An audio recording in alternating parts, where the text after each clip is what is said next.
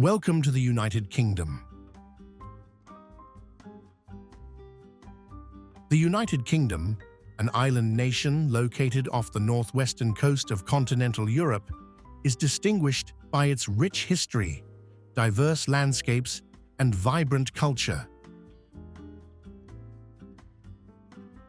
From the rolling hills and charming villages of England to the rugged highlands of Scotland, the UK offers a breathtaking array of natural wonders. It is also home to lively cities, picturesque towns, and countless historical landmarks, making it an ideal destination for curious travelers and cultural explorers. Among the most iconic attractions are the Tower of London, a UNESCO World Heritage Site, and the Lake District, known for its scenic lakes and hiking trails that wind through majestic countryside. The Scottish Highlands, with their towering mountains and deep lochs, offer awe-inspiring views and the opportunity to explore a truly untamed wilderness. As the capital, London stands as a vibrant global hub, brimming with world-class museums, historic landmarks, and theatrical grandeur. Let's embark on this journey together to discover what truly makes the United Kingdom special and the hidden treasures waiting for you to uncover. Here are some amazing facts about the United Kingdom. Stonehenge is older than parts of the Egyptian pyramids. Located in southern England, Stonehenge is one of the world's most mysterious megalithic monuments.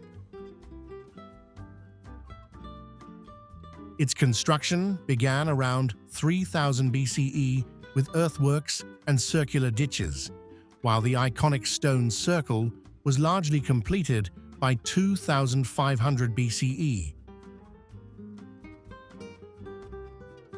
In comparison, the Great Pyramid of Giza in Egypt was completed around 2600 BCE, making the earliest phases of Stonehenge older by several centuries.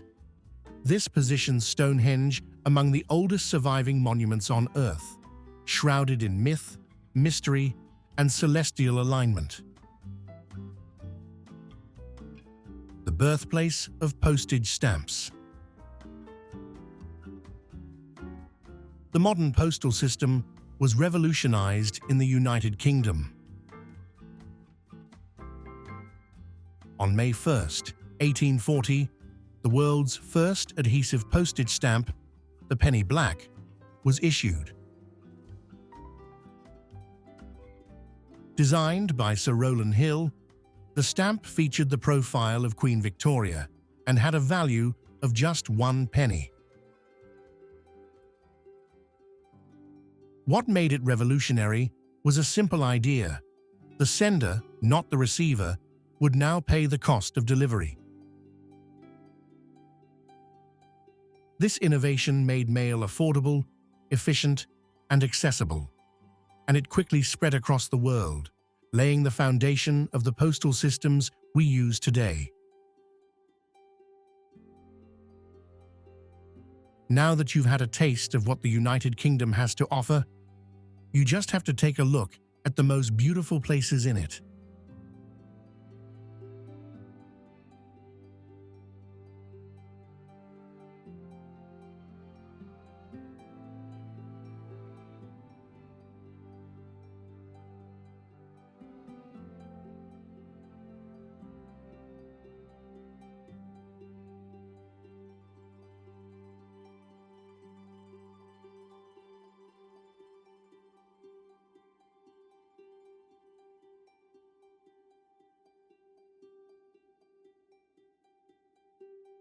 In the southwest of England, nestled between rolling hills and green valleys, lies the city of Bath, as if it were quietly carved onto a page of time. Its Roman name is no coincidence. Bath was built around its natural hot springs, discovered by the Romans over 2,000 years ago. At the heart of the city stand the ancient Roman baths, among the most magnificent historical landmarks in Europe. To this day, steam rises from waters that spring from deep within the earth, carrying with them the warmth of history and the spirit of healing. As you step away from the echoes of steam and marble, you uncover another facet of the city's charm, one shaped in the 18th century, glowing with soft golden hues and architectural curves resembling a civilized smile. This is the Royal Crescent, one of the finest examples of Georgian architecture in Britain, a sweeping row of 30 terraced houses, gracefully arched like a theatrical scene.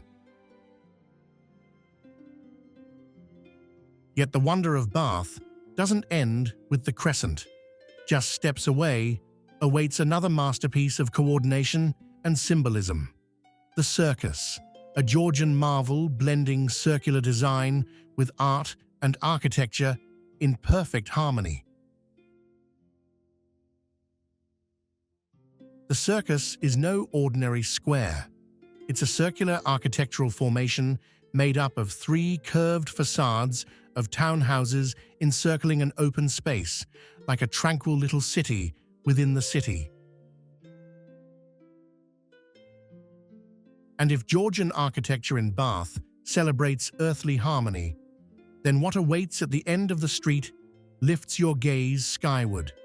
Bath Abbey, the spiritual heart of the city, where stone meets hope and light meets history. From the outside, the Abbey dazzles with its meticulously carved Gothic facade and its iconic stone steps, where sculpted angels seem to ascend the tower, eternally caught between heaven and earth.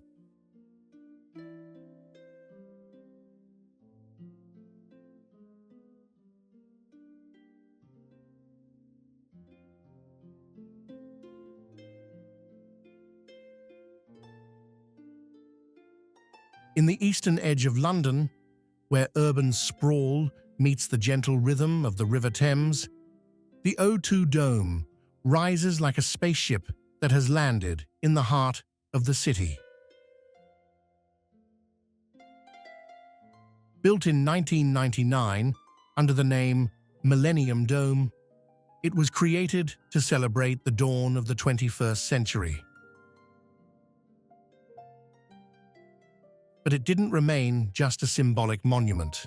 Over time, it transformed into one of the greatest entertainment centers in Europe.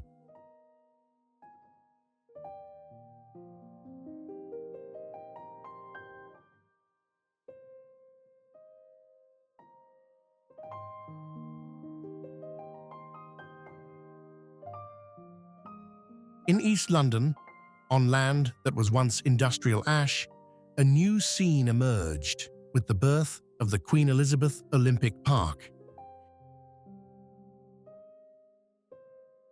Its foundation was laid during preparations for the 2012 Olympic Games, but it soon transformed into a vibrant space, reflecting the city's ability for smart and sustainable transformation. Between the Olympic Stadium, the Aquatic Centre, and the unique Orbit Tower, architectural beauty meets sporting memory in an urban canvas that blends creativity with the Olympic spirit.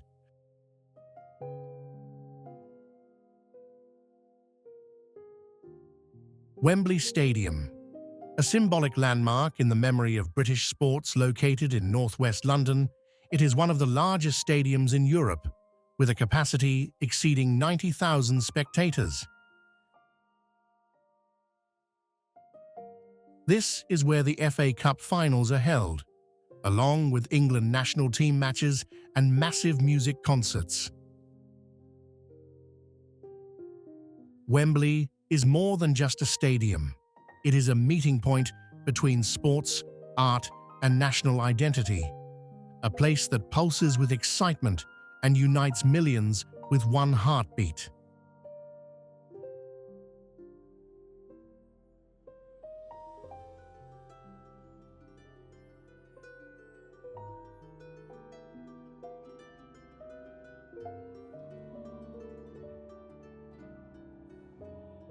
Canary Wharf, the district of skyscrapers and business in East London, is where the wheels of the British economy spin at full speed. In this modern neighborhood, towering glass buildings shine with futuristic designs, and the headquarters of global banks, tech companies, and major financial institutions are spread throughout. From the early hours of the morning, movement begins with noticeable discipline. Employees head to their workplaces. Trains arrive and depart with precision, and elevators transport people from one tower to another without pause. Everything here operates with a calculated, fast, and organized rhythm, reflecting the spirit of the financial capital. Despite its practical character, the district opens up spaces for diversity and cultural activities. Temporary exhibitions, open-air performances, and trendy cafes lining the banks of the River Thames add a social and human atmosphere to a scene dominated by functionality. In Canary Wharf, motion never stops, yet you can still find moments of balance and spaces for reflection amid an architecture that never rests.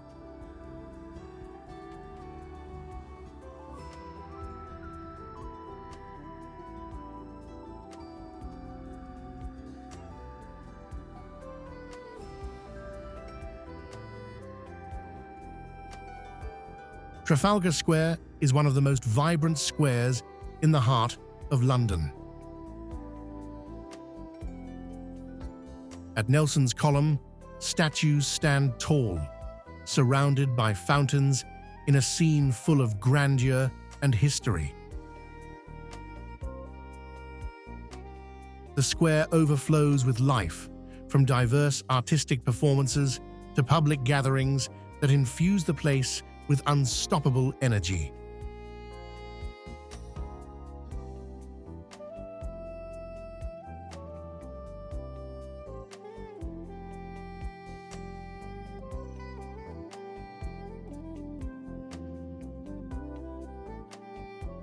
Amidst the hustle and bustle of London's daily life, a classical-style building stands out, different in its form and message, compelling you to pause and reflect.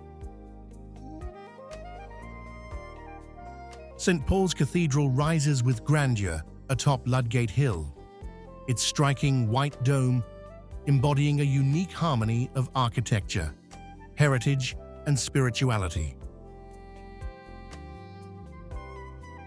It was built in the late 17th century after the Great Fire destroyed a previous cathedral that once stood on the same site. Today, it stands as a national symbol in Britain.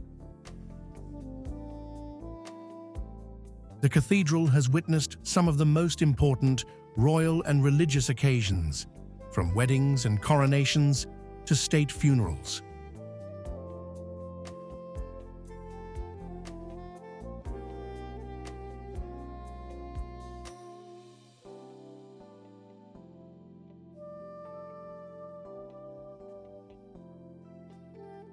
Stretching across the green expanses west of Buckingham Palace lies Hyde Park, one of London's most historic and most famous gardens. It was opened to the public in the 17th century, and since then, it has become a vital escape for both the city's residents and its visitors.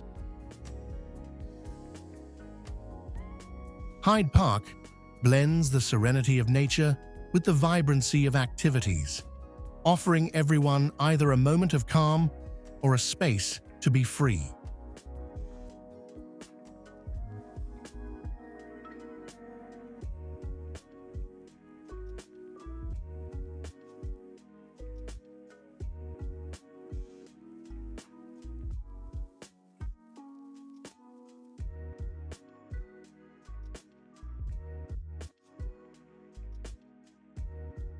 Near the banks of the River Thames stands a military-style building, steeped in history and wrapped in silent stone walls that have witnessed centuries of transformation. This is the Tower of London. Established in 1086 as a defensive fortress, its purpose evolved many times over the years. It transformed from a castle into a royal palace, then into a grim prison, a site of executions, and even a treasury for the crown jewels.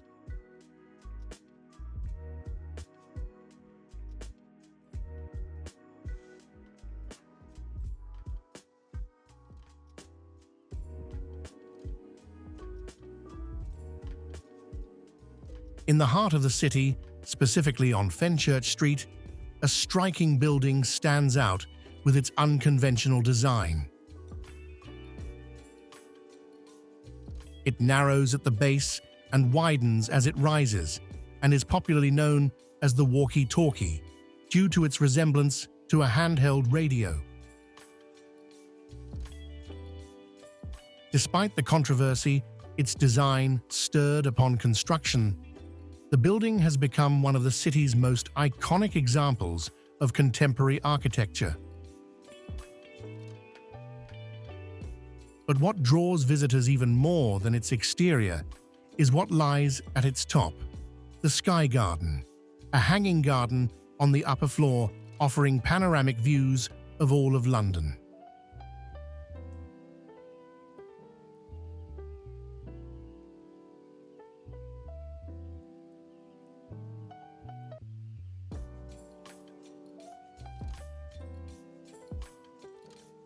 Whoever gazes at London's skyline today doesn't just see towering buildings, but witnesses a stunning blend of history and modernity.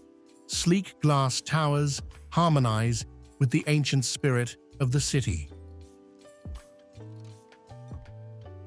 It's a skyline that tells the story of a city that refuses to detach from its past, while confidently surging toward the future.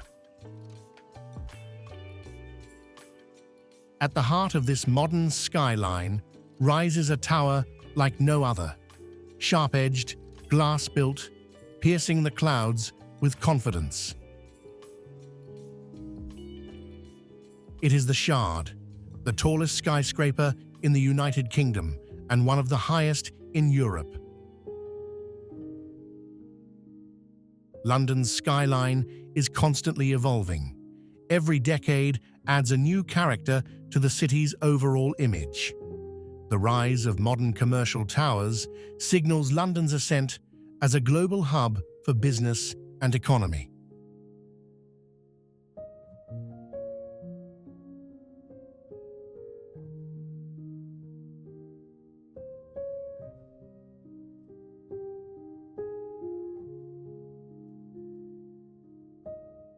Standing at 135 meters tall, the London Eye was the tallest observation wheel in the world at the time of its construction, a remarkable feat of modern engineering.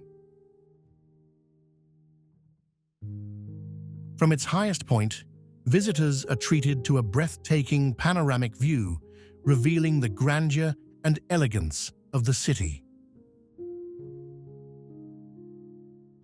On a clear day, this stunning view can stretch up to 40 kilometers, offering an unforgettable experience for everyone who boards it.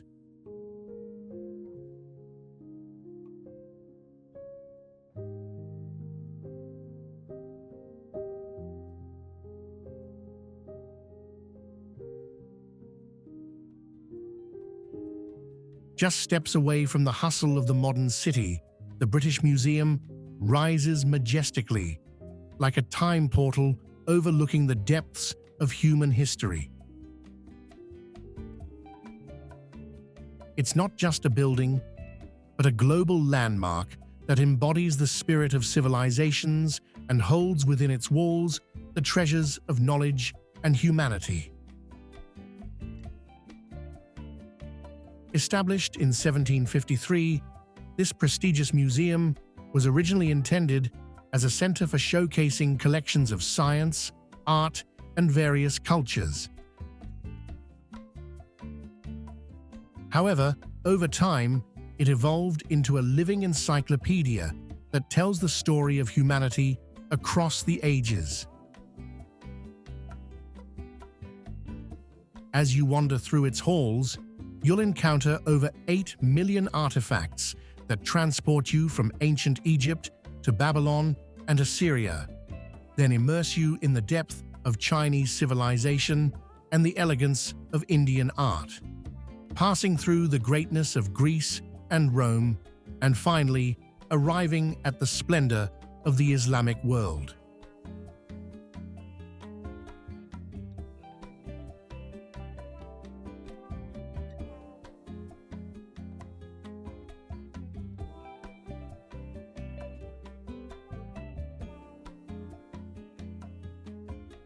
In the heart of London stands an icon of British sovereignty, Buckingham Palace, the official residence of the royal family and one of the most famous palaces in the world. Originally built in 1703 as a grand home for a noble family, the palace soon evolved into a timeless royal symbol. In 1837, it became the official residence of Queen Victoria, and since then, it has served as the center of royal power and one of Britain's most enduring symbols. Spanning over 77,000 square meters, the palace houses no fewer than 775 rooms, including 78 bathrooms, 52 royal bedrooms, and a magnificent state drawing room that reflects the grandeur of royal design.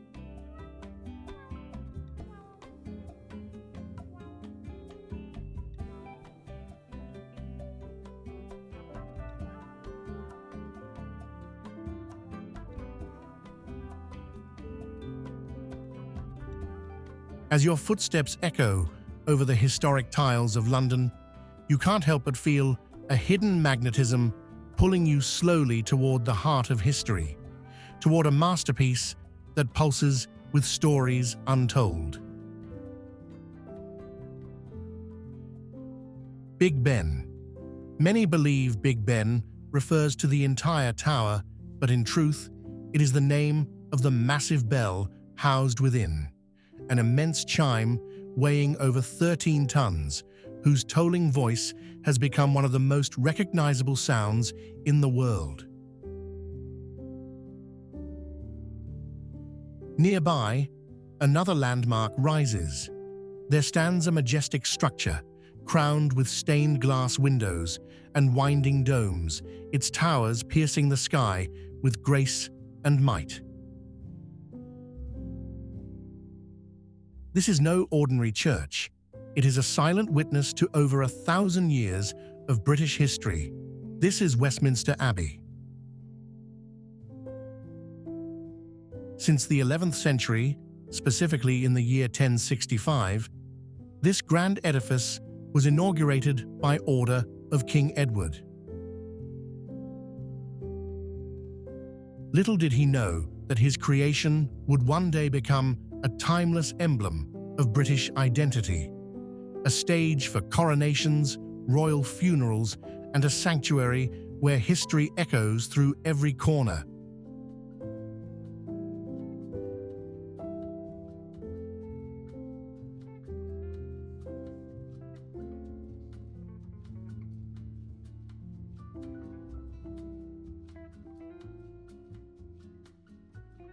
Along the banks of the majestic River Thames, one of London's most iconic and breathtaking sights reveals itself.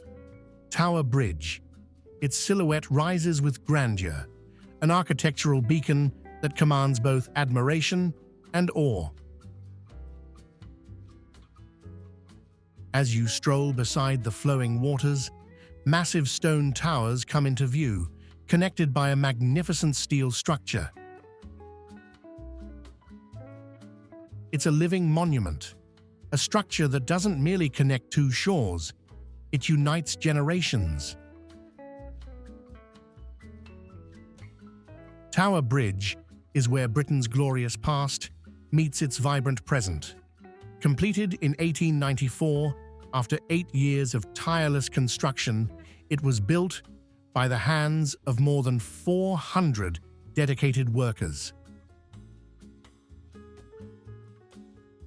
The mission was ambitious: to ease the growing traffic of East London without halting the steady stream of ships navigating the Thames.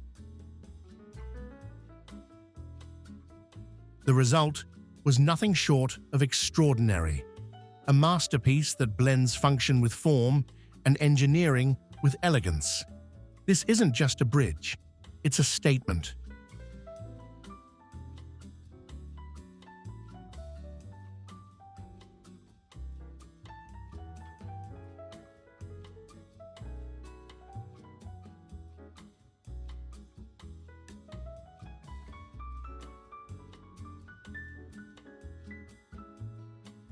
Not all capitals need to be massive to be significant. Cardiff is a city that doesn't raise its voice, yet it pulses with the rhythm of an entire nation.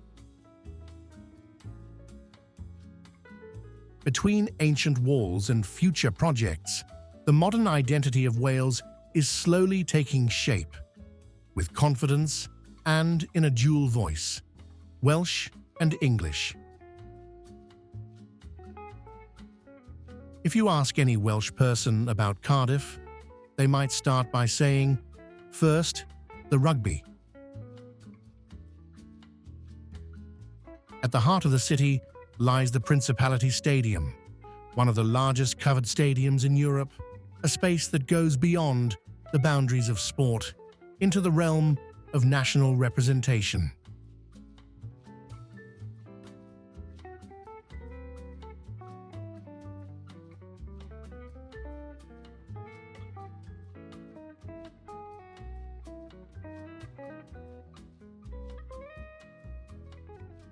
There are places that don't tell you where you are. They make you feel like you're in another time. Islands not only inhabited by birds, grass and stone, but also by ancient spirits and untold stories. These are the Orkney Islands, the silent witness to over 100 years of civilization and magic. The Orkney Islands lie to the north of the Scottish coast and consist of more than 70 islands. Today, they are home to around 20,000 people. But those who lived here in the past carried secrets that remain unsolved to this day.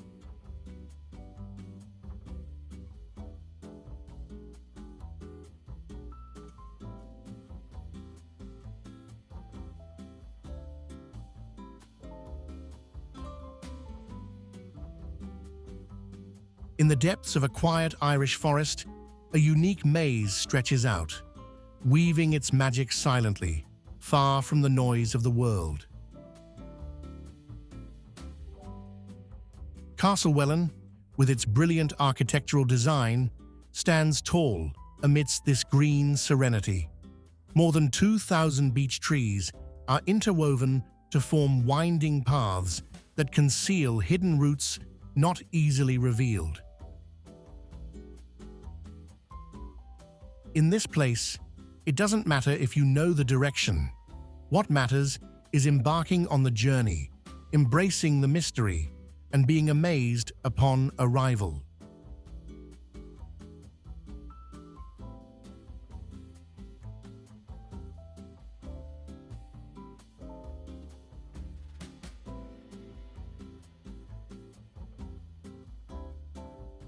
In the heart of a green valley lies one of the most beautiful and powerful remnants of the Middle Ages.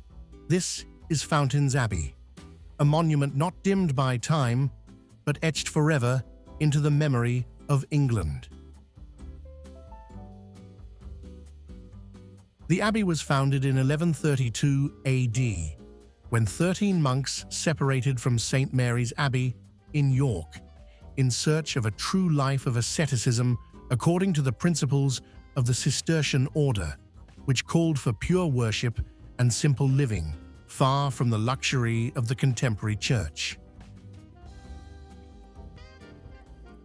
However, with the monks' determination and later support from local nobles, the abbey transformed into one of the wealthiest in England. Indeed, one of the largest and most influential in all of Europe.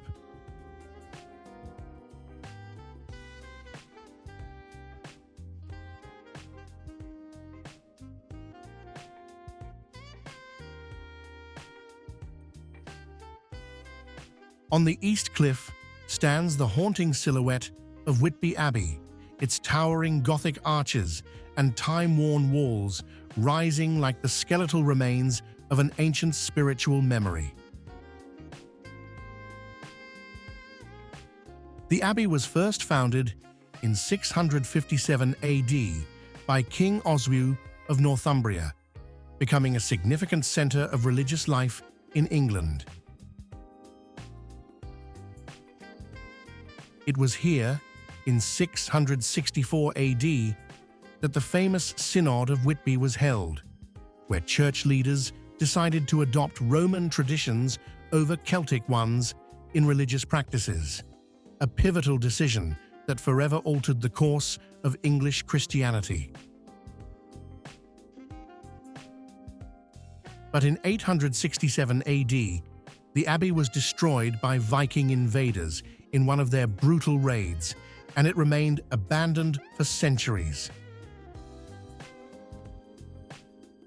It was eventually rebuilt during the Norman period, around the 12th century, in the Gothic style that still echoes through its enchanting ruins today.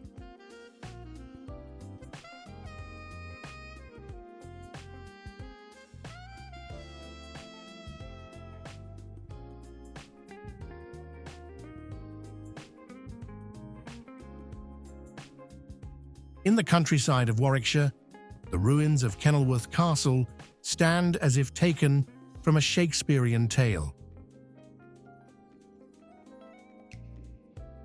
It was not merely a castle, but a political stronghold, a military fortress, and the stage for a royal love story.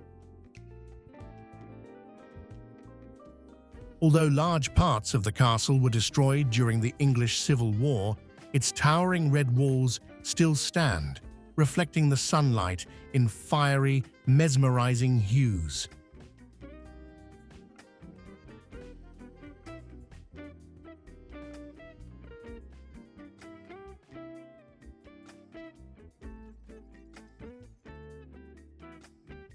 Glasgow, the largest city in Scotland, is one of Britain's greatest cities in terms of industrial and cultural influence. In the 20th century, it was known as the second city of the British Empire.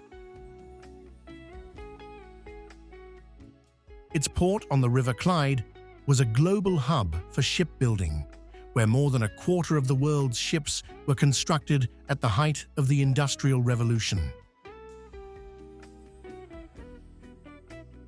Glasgow is home to 3 major universities, the most prominent of which is the University of Glasgow, founded in 1451. It is one of the oldest universities in the English-speaking world and has produced great scholars such as Adam Smith, the father of modern economics.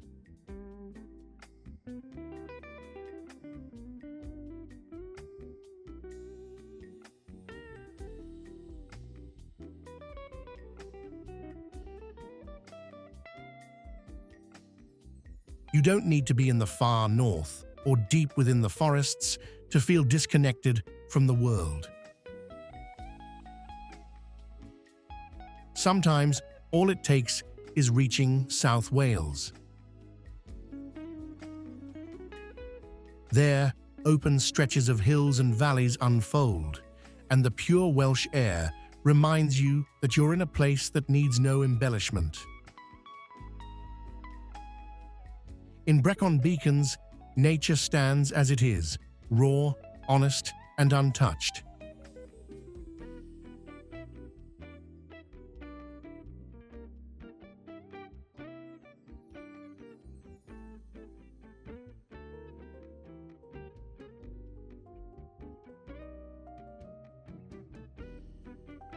Lake Windermere, the longest natural lake in England, stretches peacefully between the green hills.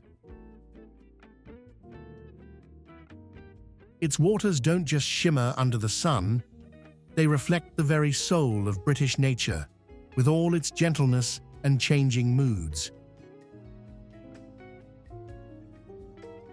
At the northern end of Windermere lies the town of Ambleside, a place that blends the warmth of old stone with the freshness of water. Its cobbled streets and historic bridge over the flowing river are details that make every visitor feel the beauty of God's creation.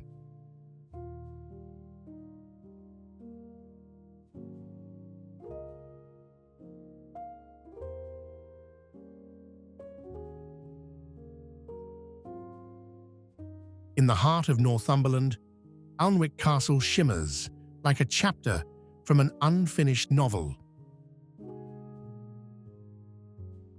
Its towering walls and stone turrets don't just tell the tale of nobility, they narrate the story of an entire nation whose history was written between siege and splendor.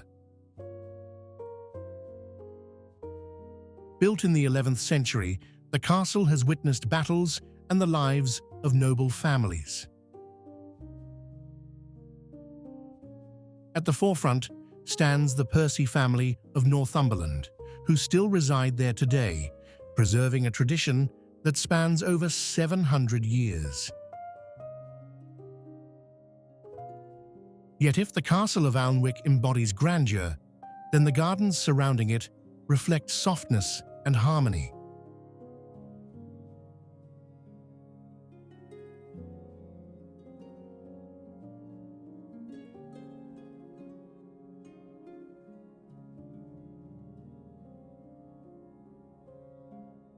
At the summit of a volcanic rocky outcrop known as Castle Rock, Edinburgh Castle rises majestically, as if it were part of the mountain itself.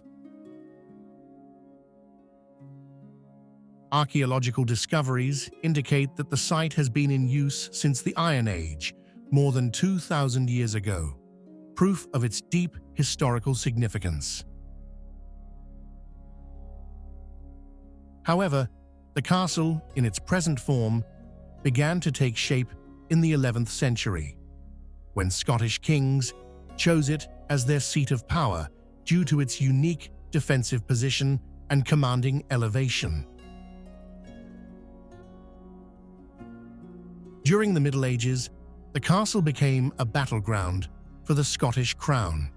It was besieged more than 25 times, making it the most besieged castle in Britain. Yet with every siege, whether it resisted or fell, it never truly died.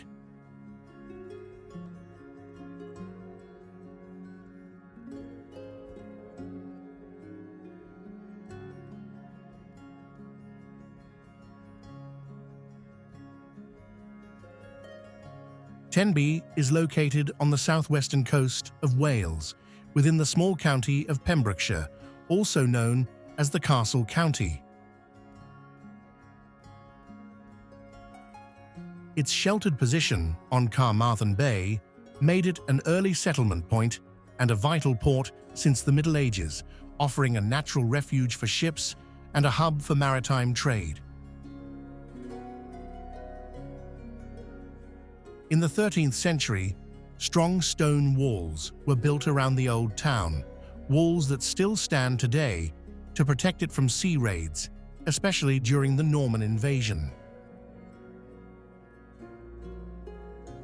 By the 15th century, Tenby had become a thriving trade centre, exporting coal, wool, and dried fish via ships that docked in its sandy bay. One of Tenby's most iconic landmarks is its colourful harbour, where houses with multicoloured facades line up in a spot offering a breathtaking panoramic view of the sea.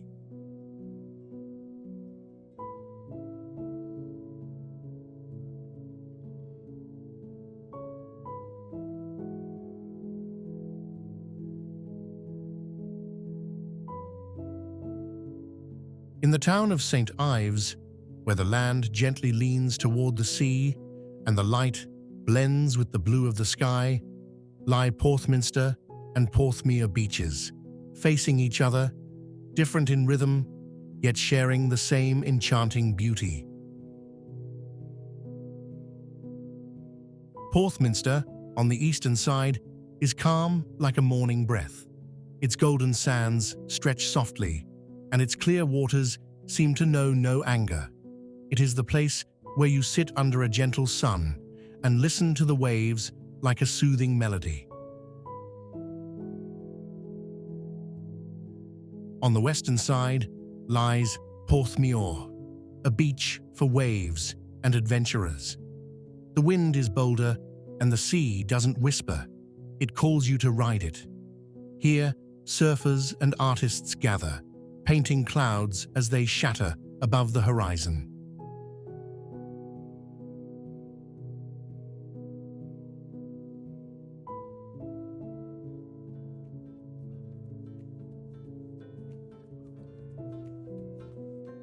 From the depths of the English Channel, 3 towering chalk-white rock pillars rise, known as the Needles. They stand at the far western edge of the Isle of Wight, like the Earth's teeth, having withstood centuries of tides and waves. At the edge of the last needle, another iconic landmark rises, no less symbolic than the rocks themselves. It is the Needles Lighthouse, built in 1890 after a long series of maritime disasters along this treacherous coastline. Constructed from solid granite, the lighthouse stands 33 meters tall, defying the fierce ocean winds and the harsh storms of winter.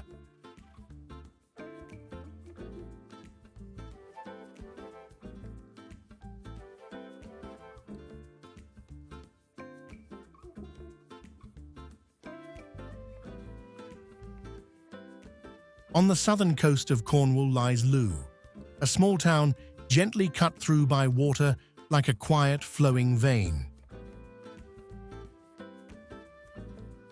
Looe is not a bustling commercial port, but rather a small stage for daily life. Boats move across it as softly as breaths. The fishing boats sway rhythmically on the water's surface, coming and going with the tides, carrying with them the scent of the sea, salt, and stories. Along the quays, restaurants and cafes line the edges, serving fresh fish as if part of a daily ritual that never fades. As the sun leans toward the sea, Looe transforms into a scene of nostalgia. Golden light washes over the hills and touches the white facades of the houses, every stone warming as if it were breathing.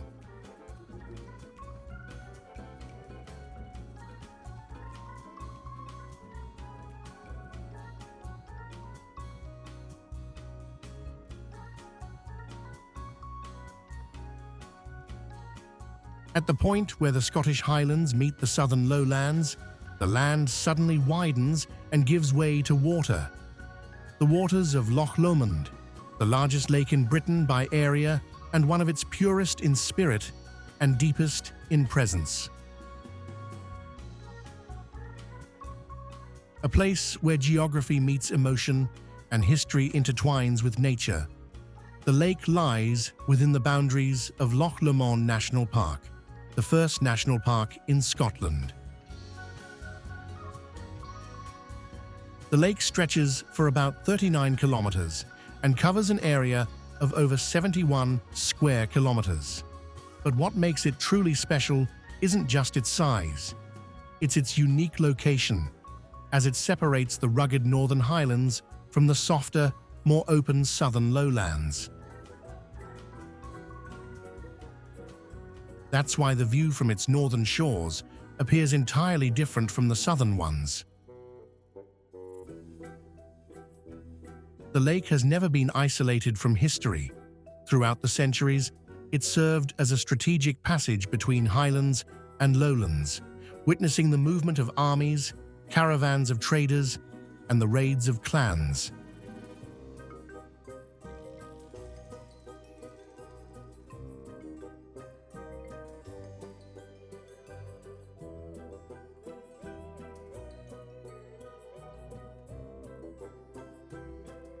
On the eastern coast of the Isle of Skye, the Kiltrock cliffs rise majestically from the heights, like a wall whose layers have been meticulously arranged. What truly makes these rocks special is not their height, but their shape, a rare geological formation. Their parallel and rippled layers resemble the pleats of the traditional Scottish skirt, the kilt, as if the land itself were dressed in its cultural heritage. Next to the cliff lies a stunning waterfall called Mealt Falls, plunging straight off the edge into the sea without warning, in a breathtaking spectacle.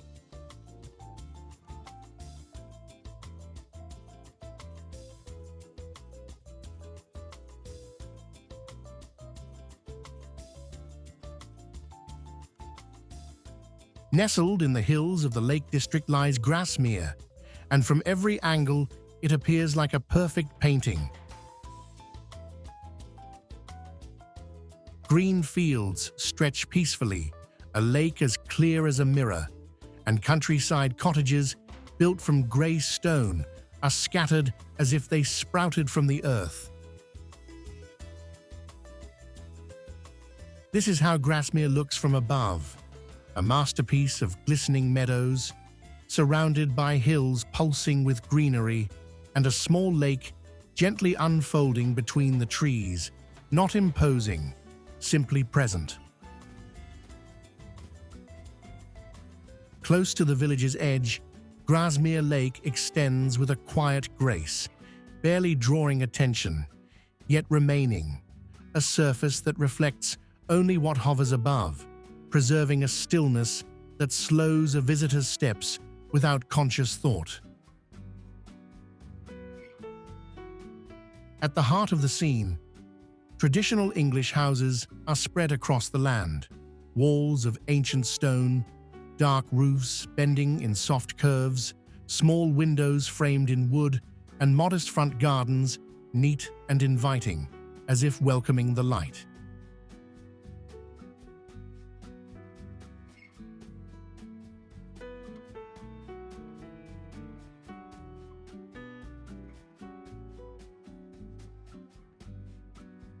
Between the folds of the Lake District Mountains, where sounds fade and breaths deepen, lies Buttermere Lake, like a glass mirror carefully placed between the peaks. The clouds don't astonish you with their size, but with their stillness. The water here doesn't move unless called upon by the air. Light flows gently across its surface, as if time itself were passing softly. It is surrounded by towering peaks, reflected on the water with stunning clarity, so clear you can hardly tell sky from earth. The scene may appear simple, but it pierces deep within.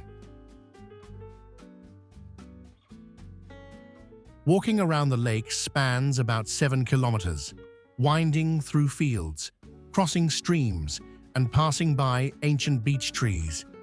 Every step on this trail feels like an unwritten sentence.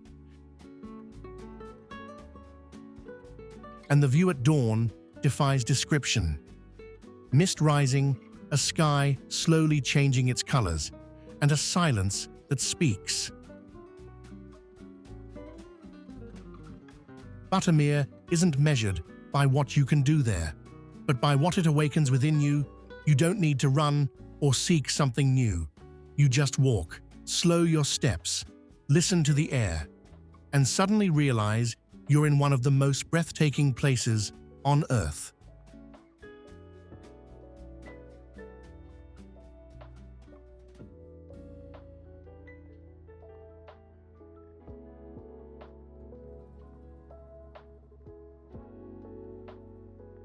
Not all battles are forgotten, and not all statues are silent. Some gaze into the horizon and recite to the winds the tales of a people who refuse to be broken. This is the William Wallace Monument, the symbol, the hero, and the shadow that never left the Scottish Highlands. In the year 1297 AD, William Wallace, the knight and Scottish rebel, led an army of farmers and free men against the numerically superior English forces. Despite the odds, he achieved a resounding victory at the Battle of Stirling Bridge, a triumph still whispered by the winds across the hills.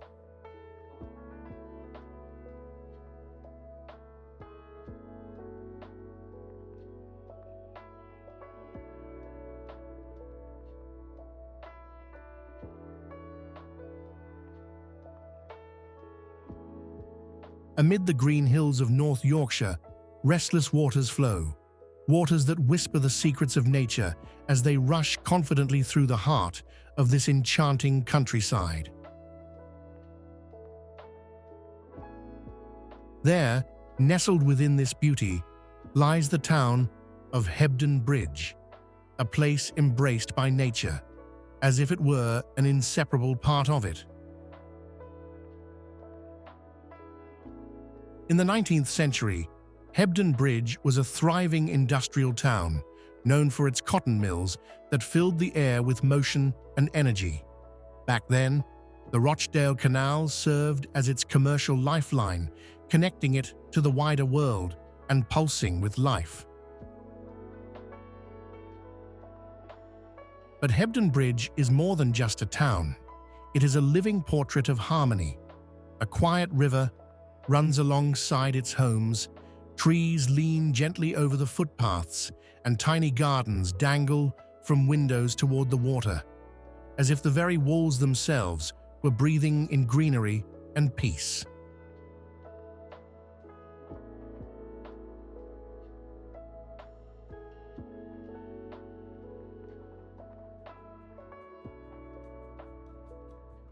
Amid the folds of a deep valley in the heart of Snowdonia, beneath the gaze of the towering Mount Snowdon, stretches Llyn Gwynant Lake, like a piece of sky that fell gently to the earth and settled in peace.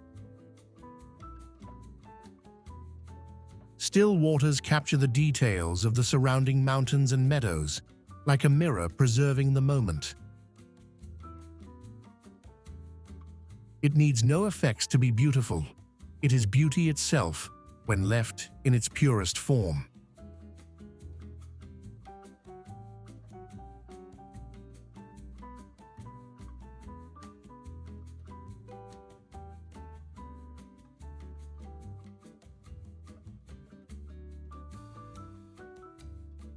In the heart of Snowdonia, where rivers intertwine and mountains whisper, lies the small village of Bedgelert.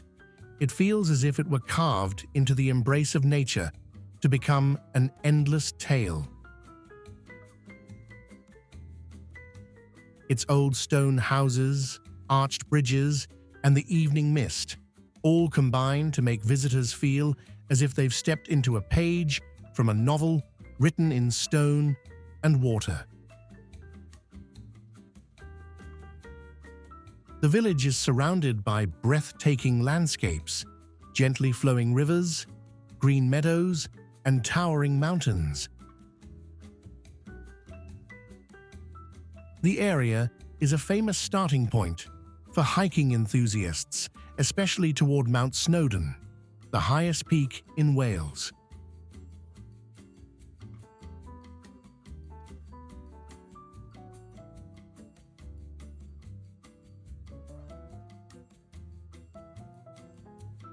On the edge of the Macklin Plain, where the land suddenly ends and begins to plunge into the North Sea, Mount Benevenach rises proudly on the horizon, as if guarding the edge of the earth. This Irish mountain was formed more than 60 million years ago due to massive volcanic eruptions, which left behind sharp basalt hills and steep slopes, interwoven with winding paths embraced by grass. The mountain has been classified as a nature reserve of special scientific interest due to its rare ecological diversity. Its rocky cliffs shelter kestrels, cliff-dwelling ravens, and seabirds, while rare flowers grow on its slopes, flowers not found anywhere else in Ireland.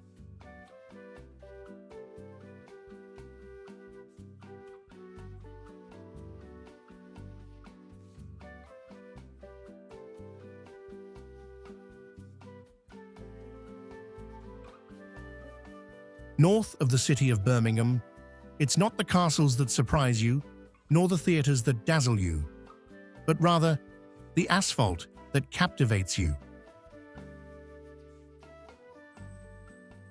There, where highways intersect, railways stretch out, and waterways flow alongside the river, an extraordinary sight rises. It is the Aston Junction, popularly known as the Spaghetti Junction. An astonishing engineering complex that from above appears like a plate of pasta or an exposed nerve network in the body of the city.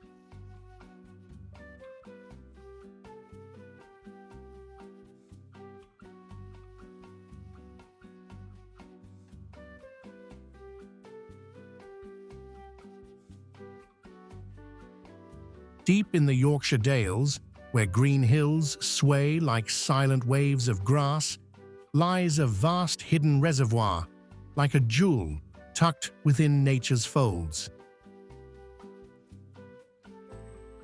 This is Scarhouse Reservoir, one of the greatest feats of engineering from an era that believed water is life. Built in the 20th century, Scarhouse was designed to supply the city of Bradford with water. Hundreds of workers took part in its construction, living in a temporary village built specifically near the site. The reservoir stretches for over 600 meters, standing as a powerful testament to human determination and the ability to harness nature in service of life.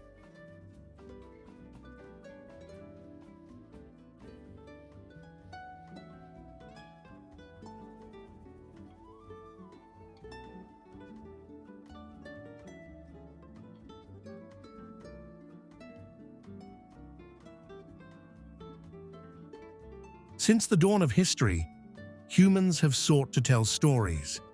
They told them on the walls of caves, then carved them into the temples. Later, they stood on stage, facing expectant faces. But somewhere on the edge of England, humans needed no walls, no ceiling, and no curtain, just rock, sea, and sky. The story of this theatre begins with a woman named Rowena Cade, who in the 1930s decided to turn this abandoned cliff into a stage for a Shakespeare play.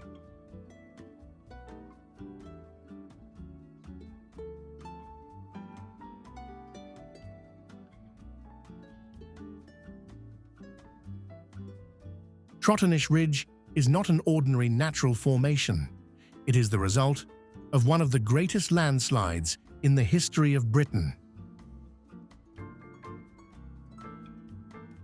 This stretch, which extends for about 30 kilometers, was formed due to the sliding of layers of chalk and sandstone, creating dramatic terrain, rocky outcrops, deep faults, towers, and irregular hills.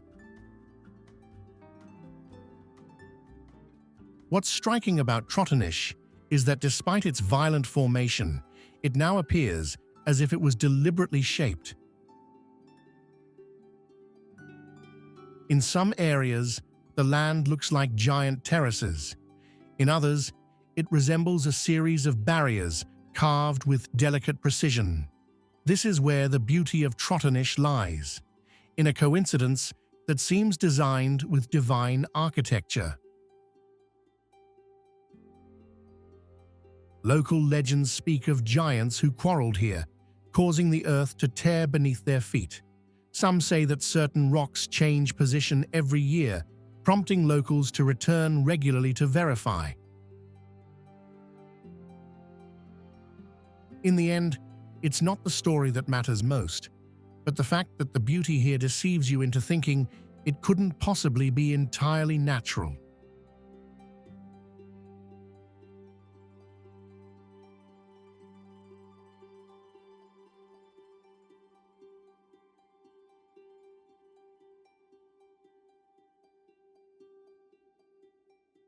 On the eastern edge of Scotland, where the land holds its final breath, before plunging into the depths of the North Sea, St. Abb's Head rises like a natural wall, towering, etched in memory and light.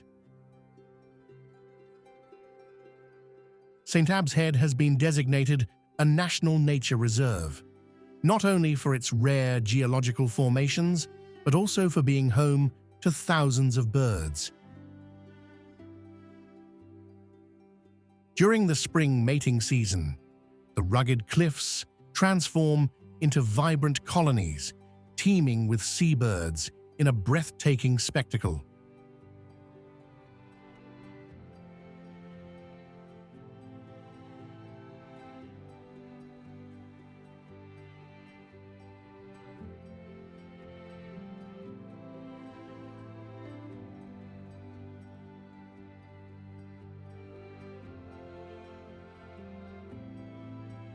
When the hustle of life meets the blue of the horizon and the land embraces wood, stretched deep into the water, there, on the southern shore of England, stands the city of Brighton.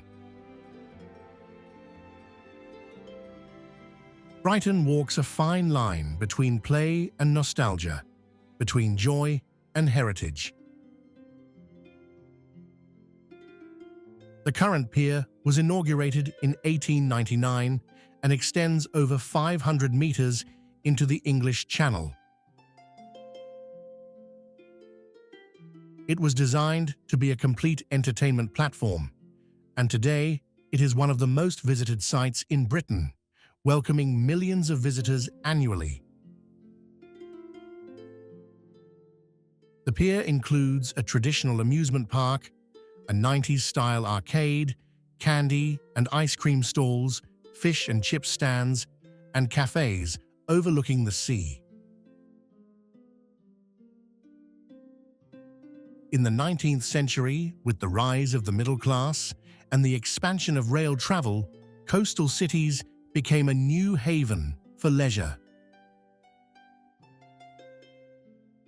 Brighton Pier was among the first places to combine seaside relaxation with popular entertainment.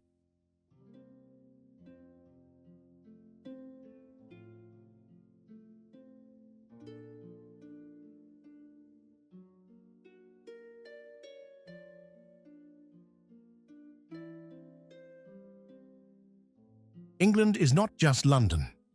In the north, where the air is filled with the scent of iron and thought, stands Manchester, a city born of fire and machines, writing the first lines of modernity with ink made of coal and light. In the 18th century, Manchester transformed from a small town into the first industrial city in history. Here, the first wheels of the Industrial Revolution turned, and the sound of steam engines echoed, announcing the dawn of a new era. What happened in Manchester wasn't merely an economic development, but the birth of an entire age that reshaped the world. In 1761, the Bridgewater Canal was inaugurated, the first industrial canal in the world, becoming a vital artery for transporting raw materials and goods, cementing Manchester's role as the beating heart of modern industry. And in Manchester, days aren't measured by hours, but by matches. The city is home to two of the greatest football clubs in the world: Manchester United, with its rich history, and Manchester City.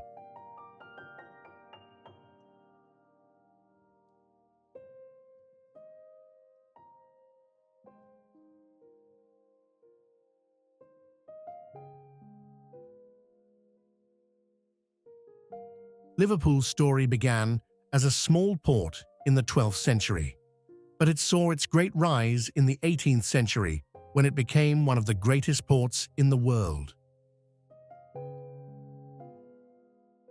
From this harbour, trading ships would sail and return loaded with goods, ideas, and experiences from the 5 continents. The port witnessed the Industrial Revolution and became a vital hub for transatlantic trade, including the trade of cotton, sugar, and slaves, a dark chapter the city acknowledges today with courage. From its streets and alleys, the Beatles emerged to change the face of Western music. On Matthew Street lies the Cavern Club, where John Lennon and Paul McCartney took their first steps toward fame. Liverpool is not confined to its past. It reshapes it into contemporary art that pulses with creativity. The city is rich with museums and art galleries, and let's not forget, it's also home to the famous Liverpool Football Club.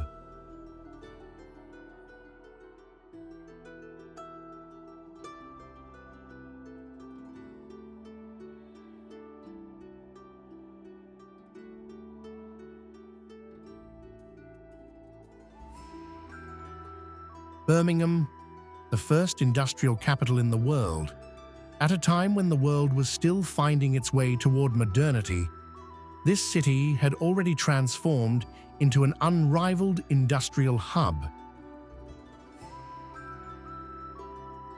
It was called the workshop of the world because it produced everything, from nails to rifles, from locks to precision machinery.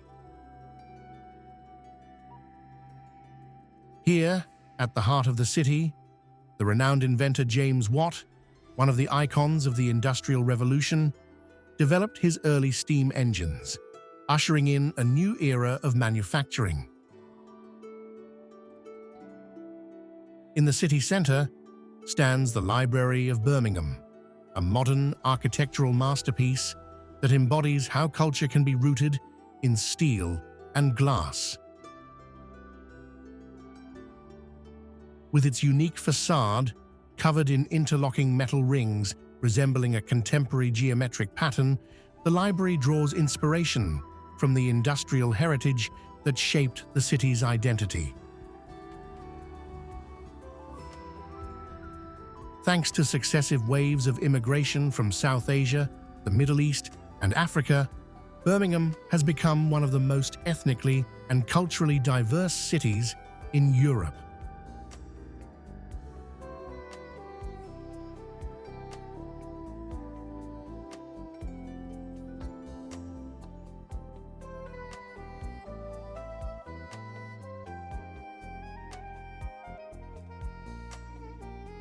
There, deep in the English north, you won't be greeted by a towering castle or a mighty mountain. but by a colossal steel figure, standing with its wings outstretched as if ready to take flight.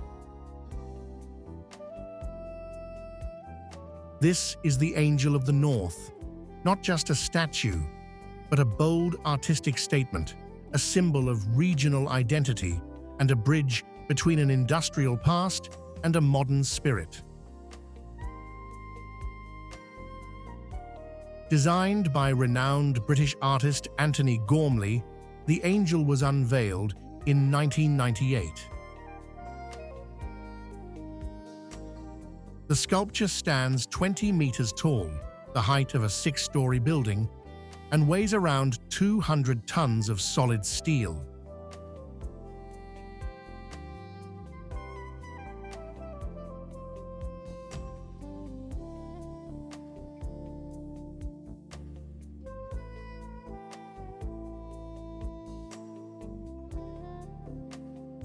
In the far north of England, the shape of Newcastle is forged from water and iron, a unique harmony between nature and industry. A city where bridges do not divide, but connect. The crossings become landmarks, and their closeness forms an architectural symphony stretched across the river. Rarely can such a scene be found in a European city. 7 aligned bridges over the River Tyne, separated by only a few hundred meters. Between the banks of Newcastle and the facing city of Gateshead, a series of diverse bridges span the Tyne, most of them within just 1 mile. This short stretch of river becomes an open-air gallery of architecture through the ages, where the narrow space between bridges condenses a long history of economic shifts, social evolution, and urban transformation. Each bridge represents a distinct phase in the development of Newcastle, and together they complete one another in an unforgettable visual narrative.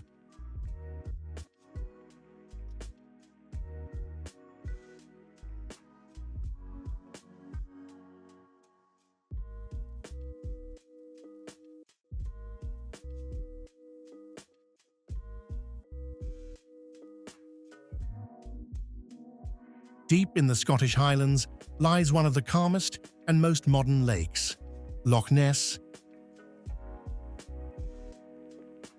It's not only known for its size, but for what it has been hiding for thousands of years.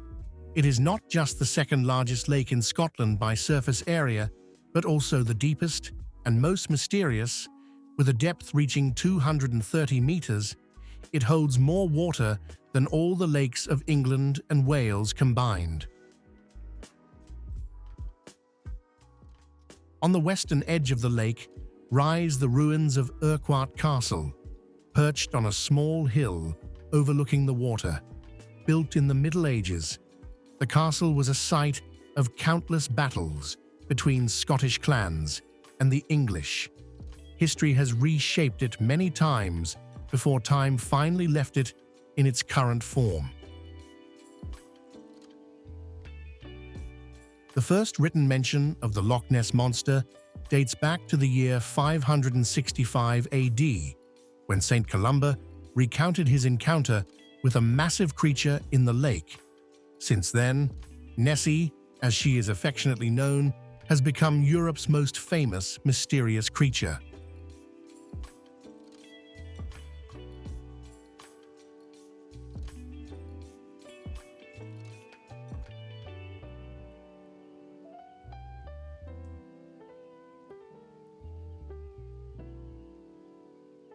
In the heart of Peak District, beauty does not hide. It reveals itself in the most dangerous of places, a narrow road, a steep descent, captivating the eyes and holding the breath. This is Winnet's Pass, not an easy route, nor a direct path, but a winding line that cuts through the limestone formations west of the village of Castleton. Towering rocks rise on all sides, meadows climb up stone walls, and clouds drift and cling between the hills, all elements that turn walking or driving through this pass into an experience outside of time.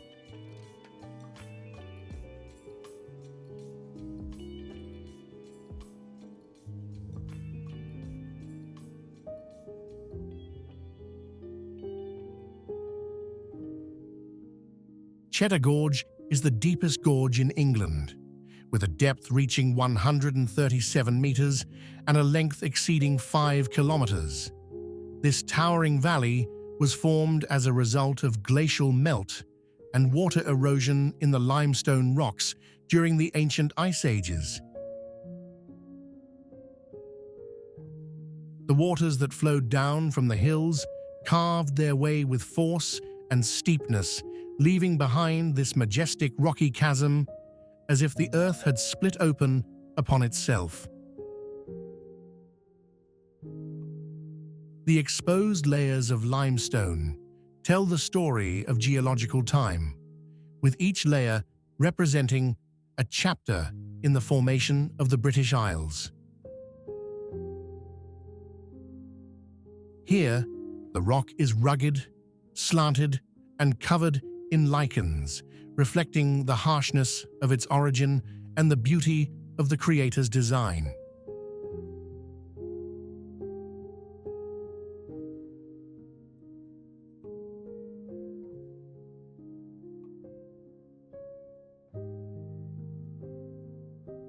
In the southeastern corner of England, 7 curves of white light line the coast. These are the Seven Sisters.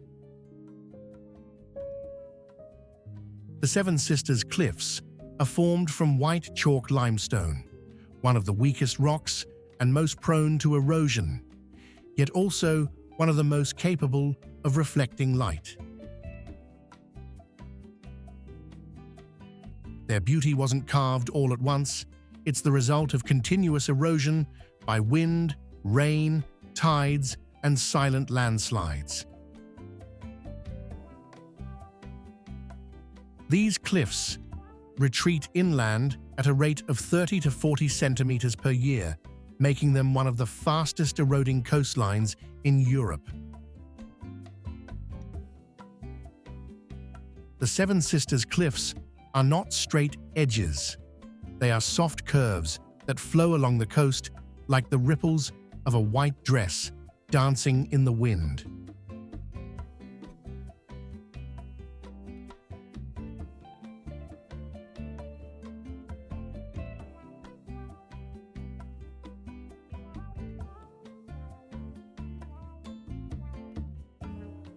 Near the edges of Northern Ireland, a scene rises that resembles nothing but itself.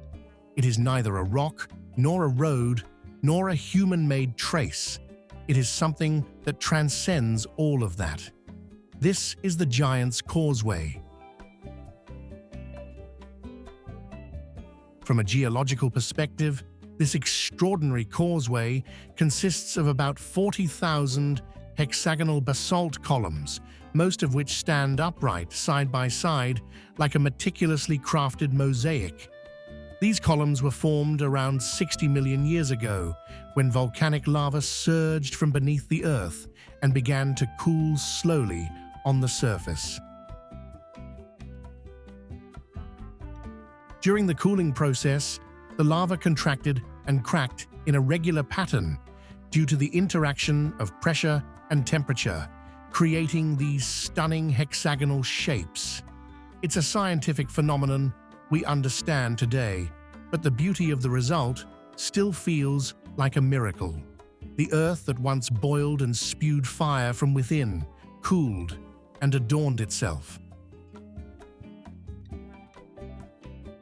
But back then, humans knew nothing of volcanoes, so when they saw these straight, repeated columns, they spun a grander tale around them. According to Irish legend, the giant Fionn Mac Cumhaill built this causeway himself to cross the sea to Scotland, where he intended to battle his rival giant Bonandanna. Some versions of the story claim the fight never happened at all. Bonandanna, upon seeing Fionn, fled in fear, destroying the causeway behind him. And thus, only these remarkable columns remain.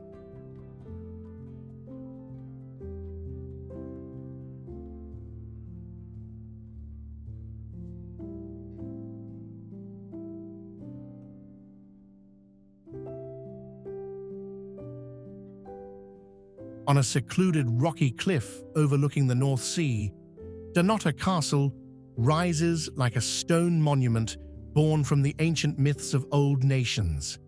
A narrow path separates it from the mainland, and the sea surrounds it on three sides, making it appear as a fortified island.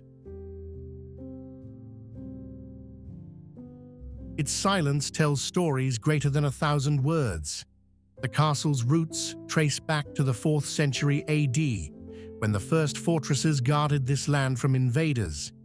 In the centuries that followed, Dunnottar became a formidable stronghold, playing a pivotal role in the great conflicts that shaped the identity of Scotland. Here, William Wallace defended his dream of national independence. And here too, the Scottish crown jewels were hidden from the hands of Oliver Cromwell and his armies, in a moment where danger met courage. The castle was not only a royal residence, but also a political prison, a fortress against storms, and a last refuge against the merciless. Its walls witnessed the prayers of the besieged, the tears of the poor, and the cries of history, unwritten yet echoing through every corner. But the view from above is something else entirely. Sharp rocks embrace the sea, and the breeze follows you as if you're walking through the heart of a dream. And when the sun sets behind the grey horizon, you feel as though the castle is still alive.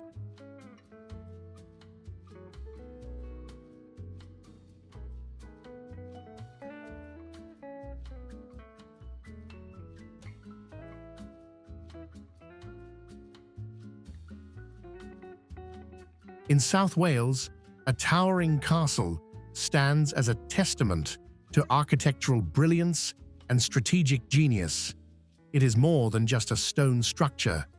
It is a lasting symbol of the fierce struggle between the Crown of England and the spirit of Wales.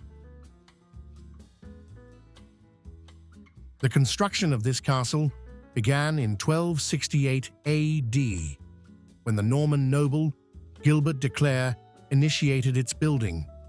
His goal was not merely to defend his land, but to make a bold statement of dominance over Wales. By 1271, the main construction work was completed, a remarkable time frame for a castle of such immense scale, spanning nearly 3,000 square meters. It became the largest castle in Wales at the time. Yet what truly set Caerphilly Castle apart was not just its size, but its defensive brilliance. It became the first castle in Britain to employ hydraulic engineering as a weapon, a pioneering innovation that astonished all who faced its mighty walls.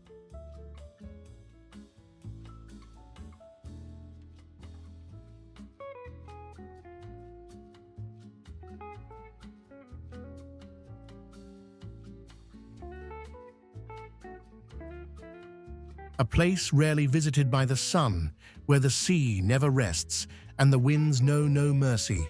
There, standing alone in defiance and pride, is Rattray Head Lighthouse, a white monument atop a rock amidst the storm.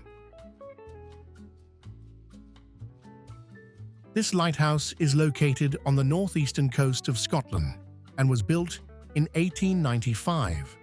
But the greatest challenge was not the construction itself, rather, it was nature. The work was completed under harsh weather conditions, taking nearly 2 years to build in an environment dominated by the relentless tides. Since 1982, the lighthouse has operated automatically, and its flashing white light can be seen from a distance of 22 nautical miles, forming part of a warning network to protect ships from dangerous reefs.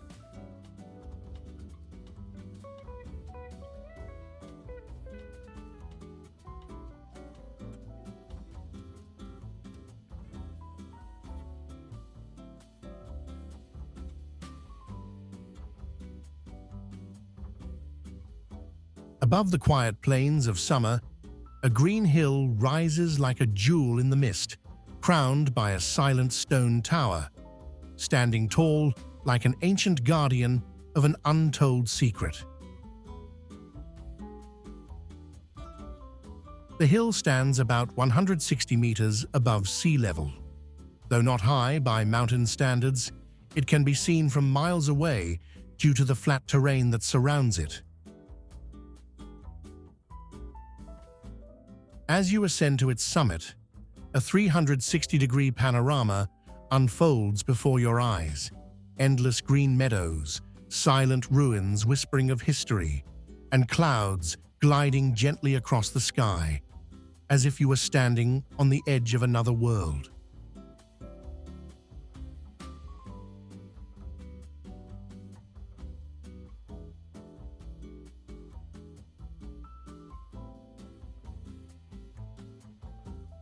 Deep in the Scottish Highlands, where narrow roads wind through valleys and clouds drift over towering peaks, lies Glencoe Valley, one of the most breathtaking and awe-inspiring natural scenes in Europe.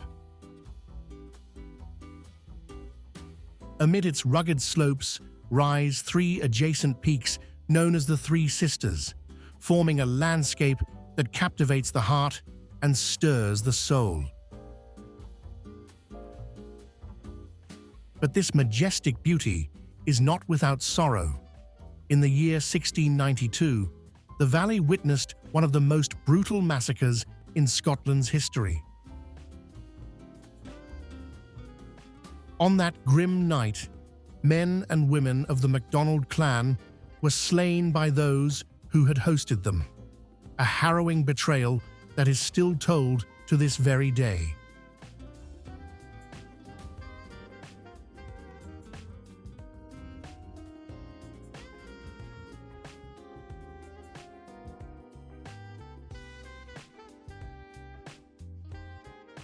There, upon black volcanic rocks that have withstood the ocean for millions of years, stands Bamburgh Castle, like a guardian of the north, unbowed by storms, unshaken by the roar of the sea.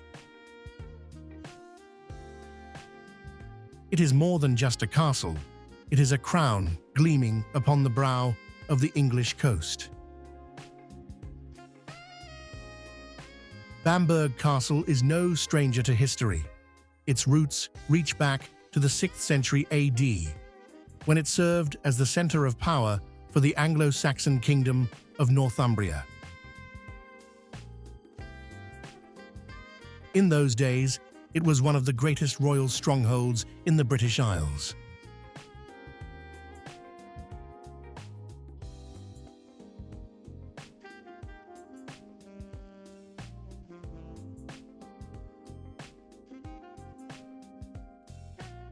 On the far northern coast of Northern Ireland, where the waves crash against the rocks in an endless hymn, stand the remnants of an ancient castle, as if a piece of history is struggling not to fall into the abyss of oblivion. Dunseverick Castle rests atop a high, rocky cliff, along the stretch of the Giant's Causeway coast, one of the most stunning coastal routes in Europe, forming a breathtaking scene painted by time and sea together. The castle was once the seat of the O'Cahan Irish clan, serving as a strategic point to defend the north. bearing witness to tales of glory and war from that era. But in the 17th century, Cromwell's invasion destroyed most of it, and today, only crumbling stone walls remain, whispering the remnants of its story amid the sound of the sea and the wind.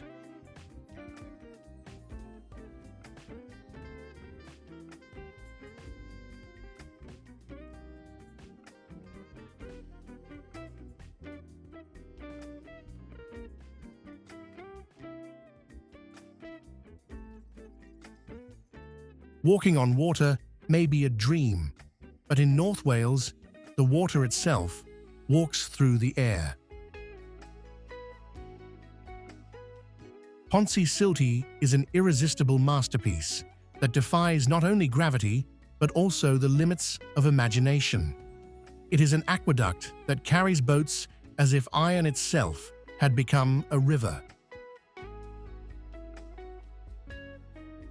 Suspended in the air, this bridge was designed at the height of the Industrial Revolution in the 19th century, as part of an ambitious canal project aiming to connect Wales' coal sources to England's waterway network.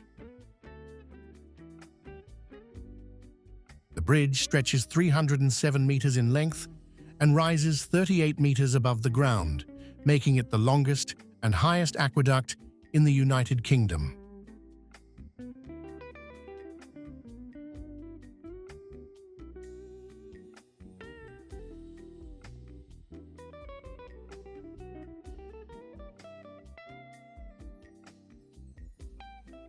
Founded in 1209, the University of Cambridge became the second oldest English-speaking university in the world and a constant rival to Oxford in status and influence. Over the centuries, it has attracted some of the brightest minds and produced a distinguished elite of scientists, philosophers, and world leaders. Cambridge is home to more than 30 independent colleges, each with its own character, history, and unique identity. The most famous is Trinity College, where Isaac Newton once walked and recorded his ideas beneath a legendary apple tree. The university hosts over 100 specialized research centers, covering fields from theoretical physics to artificial intelligence. More than 120 Nobel Prize winners have walked its halls, a record unmatched by any other academic institution in the world. Across its bridges, behind its ancient walls, and within its colleges, Cambridge continues to teach the world that knowledge knows no bounds. It is more than just a university town. It is a complete human experience.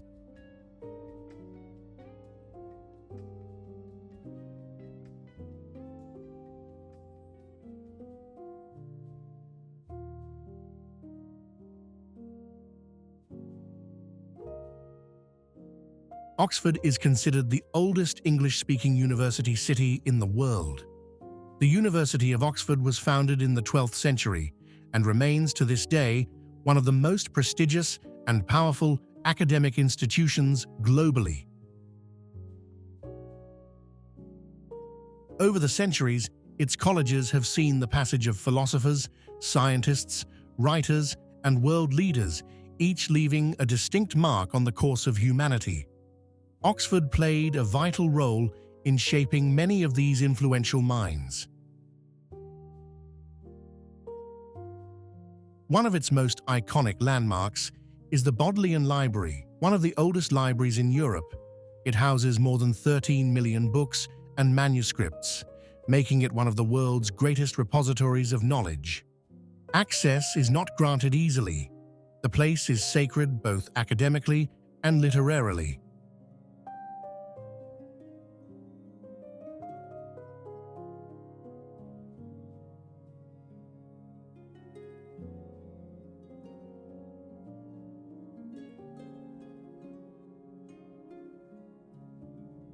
Lincoln Cathedral, an architectural masterpiece, and a stone symphony carved in the 11th century. Its echoes still linger today in the corridors of time, like a whisper from the Middle Ages that never loses its resonance. The cathedral stands atop Lincoln Hill, the highest point in the city, offering a breathtaking panoramic view as it overlooks the vast plains stretching in every direction. For more than 900 years, it could be seen from miles away, guiding travelers and inspiring dreamers, like a beacon for the soul before being a monument of stone. For centuries, and specifically since the completion of its central tower in 1311, it held the title of the tallest building in the world, taller even than the pyramids, until the wooden spire collapsed in the 16th century. Yet the memory remains, a testament to unmatched architectural glory.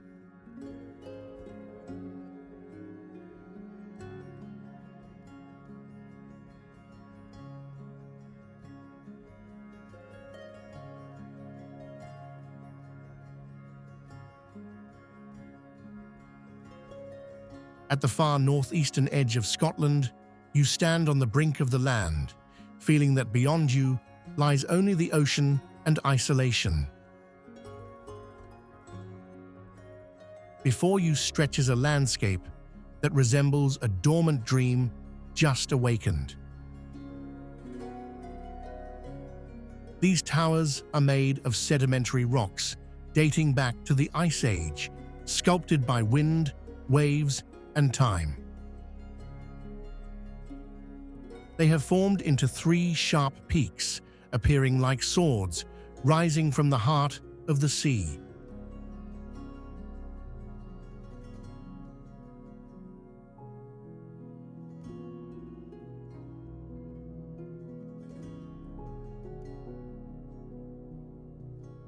Durdle Door, this stunning natural landmark, is located on the southern coast of England, in Dorset County, along the stretch of coastline known as the Jurassic Coast.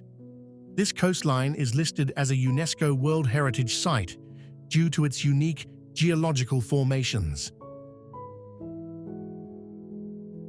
Durdle Door's arch is made of hard limestone and was formed when the waves, over countless ages, began carving their way through a weak point in the rock wall.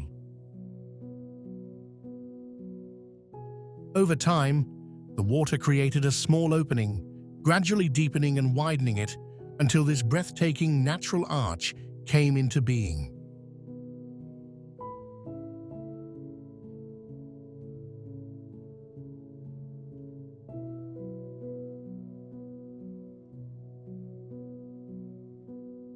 In the heart of the Scottish Highlands, nestled between hills that change colours with every passing season, stretches the Glen Finnan Viaduct, an architectural marvel embracing the surrounding natural beauty. Built in 1897, this viaduct was among the first in the world to use reinforced concrete on a large scale. It consists of 21 arches and spans a length of 380 meters, rising 30 meters above the valley floor. Its global fame skyrocketed after appearing in the Harry Potter film series, where the Hogwarts Express crossed its arches in scenes that became truly iconic. Since then, the Glen Finnan Viaduct has transformed into a cinematic landmark, drawing visitors from all over the world to witness the magic that once crossed its path.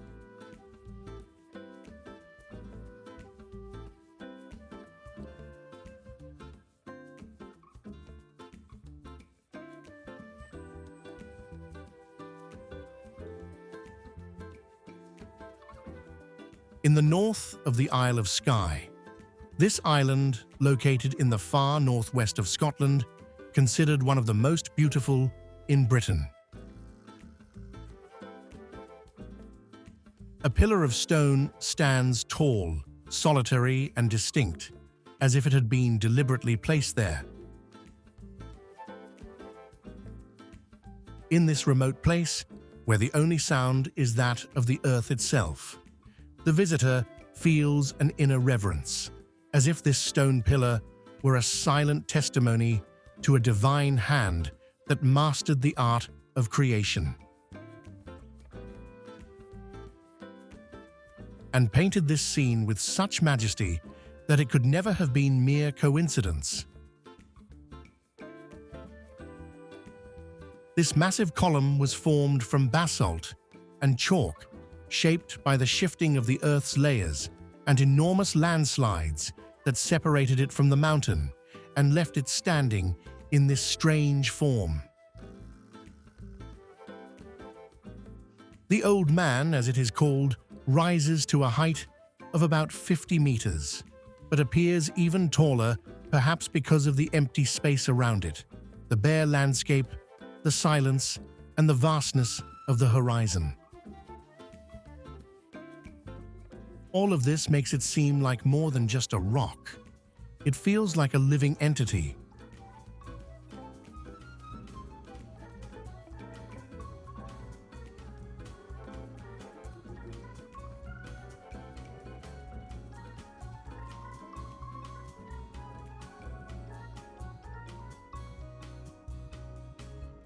In the southwest of England, off the coast of Cornwall, a small island rises, as if lifted straight from the pages of legend.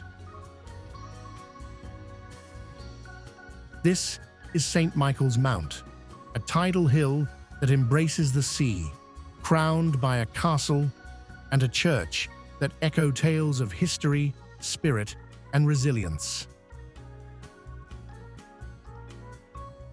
The castle stands proudly atop a granite rock at the heart of the island, surrounded by a relentless sea. But what truly astonishes is the mysterious stone path that only reveals itself at low tide, as if nature shares a secret for just a fleeting moment. The origins of this magical site date back to the 8th century, when monks established a church dedicated to St. Michael. The castle we see today was built in the medieval era, witnessing sieges and countless confrontations. Once a strategic defensive centre, today the island is a symbol of British heritage, a place where the sound of the wind dances with the chimes of the past in unforgettable harmony.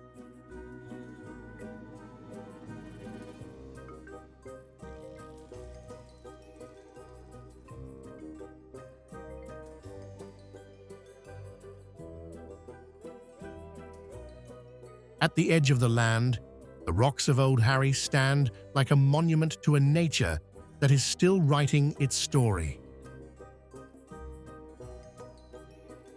They do not wave nor speak, yet they remain steadfast before the sea, embraced by light and etched into the memory of time.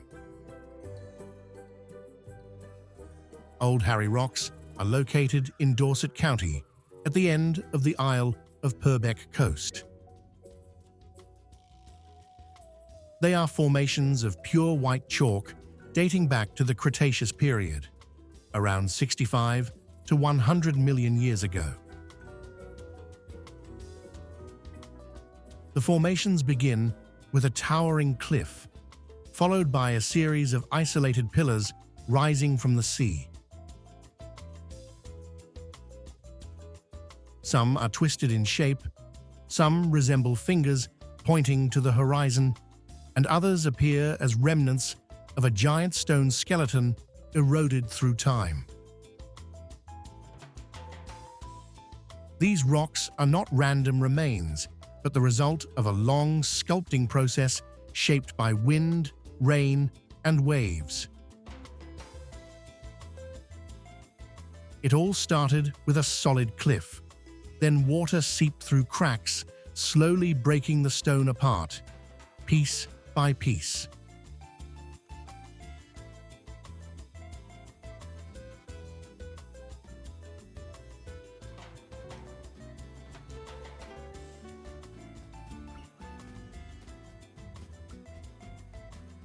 As the light of dawn creeps through the forests and the sun begins to paint golden touches on the surface of the water, there, nestled in nature, rises a scene straight from a fairy tale, Leeds Castle. The foundations of the castle were laid in the 12th century, but it soon transformed into one of the most beautiful water castles in Europe. King Edward I chose it as a residence for his wife, Eleanor of Castile, marking the beginning of its long journey as a castle of queens, home to no fewer than 6 English queens throughout the ages. One of the most notable figures to walk its courtyards was Catherine of Aragon, the first wife of King Henry VIII, the very monarch who changed the course of English history. It is a living painting, where Gothic architecture blends with tranquil lakes and forests stretching across hundreds of hectares. Walking through its gardens, you feel as though you've stepped into an old novel or a dream you never want to wake from.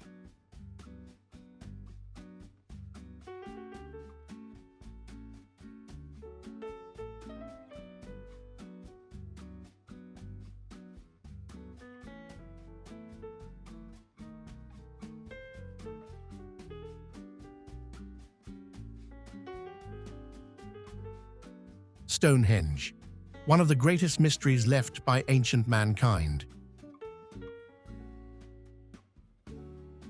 This site is considered one of the most famous archaeological landmarks in the world, with its mysterious history dating back nearly 5,000 years, specifically to the Stone Age.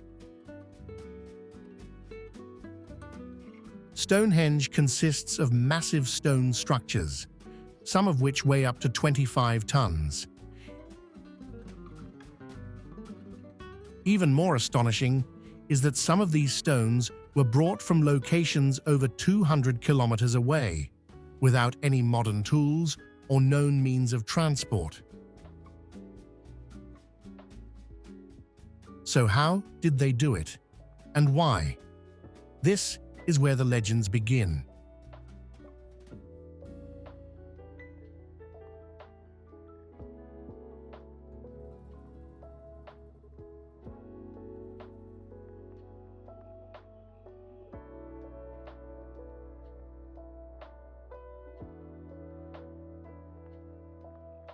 If you enjoyed this video and loved joining us on this journey, don't forget to subscribe to the channel and turn on the notification bell so you don't miss any new adventures.